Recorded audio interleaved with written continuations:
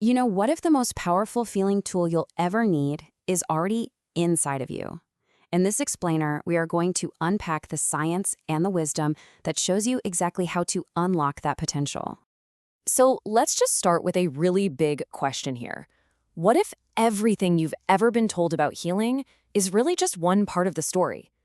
What if your mind, your own consciousness, holds the true power to restore your body? This quote from the spiritual teacher RJ Spina, man, it just gets right to the heart of it. And let's be really clear, this goes way beyond just thinking positive. This is a radical shift in perspective. It's about understanding that you're the architect of your reality, right down to your physical health. So, you might be asking, how in the world does this actually work? Well, in our first section, we're going to explore the direct scientific link between what you think and believe and what happens inside your body's cells. Okay, so a huge piece of this puzzle comes from a field called epigenetics, which was really brought to light by Dr. Bruce Lipton. Think of your DNA as this massive library of blueprints for your body. Well, epigenetics is the science of which blueprints actually get read. And it turns out your thoughts, your emotions, your beliefs, they're kind of like the librarians, deciding which books to pull off the shelf. And this proves an absolutely crucial point. Your genes are not your destiny. And this slide just illustrates that shift perfectly. On the left, you've got the old way of thinking, the idea that we're basically victims of our heredity. But on the right, that's the empowered view, the understanding that our consciousness is actually in the driver's seat. Here's a really powerful way to think about it. Your beliefs are literally the software running your biological hardware. So if the program is spitting out illness, you don't just treat the symptom on the screen, right? No, you have to go in and actually rewrite the code itself by changing those deeply held beliefs. And Dr. Joe Dispenza's work shows us exactly how this happens. The very act of truly believing in a new possibility, I mean really feeling it, it physically forges new neural pathways in your brain. This new wiring creates new chemistry, which sends new coherent signals to your body, shifting it from a state of stress and survival into a state of growth and repair. It's incredible.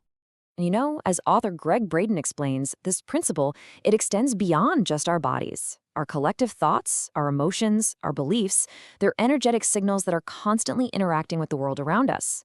So in this view, we're not just passive observers of life. We are active participants co-creating our reality in every single moment. Okay, let's keep going because this just builds. If our mind is the architect, then you can think of our body as having its own kind of energetic blueprint. And from this perspective, health is, at its core, a state of balanced energy flow. This slide gives us a totally new way to look at our anatomy, not just as flesh and bone, but as an intricate energy system. Let's use an analogy. Think of your body like a house. The chakras are like the main power stations in each room. The meridians are the electrical wiring running through all the walls, and prana is the electricity itself, that life force that keeps all the lights on.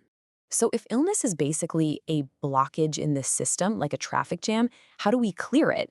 Well, this slide shows a simple 3-step process. First up, awareness. You just have to recognize what's causing the jam in the first place, whether it's stress or old emotional patterns. Next, connection. You got to use practices like meditation to quiet all that noise and connect with your own inner wisdom. And finally, from that focused state, you can restore the flow using powerful tools like visualization and breath work. Now, this brings us to a really crucial turning point, because understanding all of this stuff is one thing, but actual healing, that requires you to step up and take an active role. It is all about consciously taking back your power. The medical intuitive Caroline Myss just puts it perfectly. The shift from a victim mindset to an empowered one is absolutely non-negotiable for true healing. It's about realizing you're not helpless, but that you possess this profound ability to change your internal environment. Which leads to a really critical question, doesn't it? I mean, we so often outsource our health, right? We're always searching for an external fix, a pill, a procedure. But if the ultimate power to heal doesn't lie with someone else, then who actually holds it? The answer is you. It's you. The power has always been yours. Look, doctors and practitioners can be invaluable guides on the path, for sure, but they can't walk it for you. You are the one who does the work. You are the healer. And this table here shows exactly what that shift looks like. You can really see dis-ease as a state of misalignment. The mind gets stuck in stress, fear, limiting beliefs. The body is in a constant state of fight or flight, which weakens immunity, and the spirit feels disconnected, lacking purpose.